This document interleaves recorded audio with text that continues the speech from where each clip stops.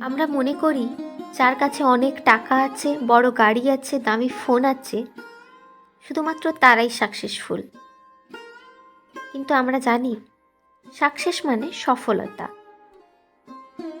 এটার মানে কিন্তু শুধুমাত্র টাকা পয়সা, বাড়ি গাড়ি নয়।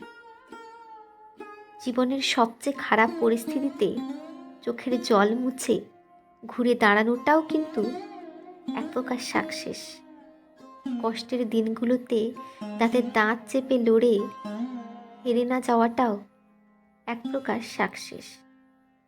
খুব প্রিয় মানুষের দেওয়া আঘাত থেকে ধীরে ধীরে সেই ক্ষতকে সারিয়ে তোলাও কিন্তু এক প্রকার সাকসেস।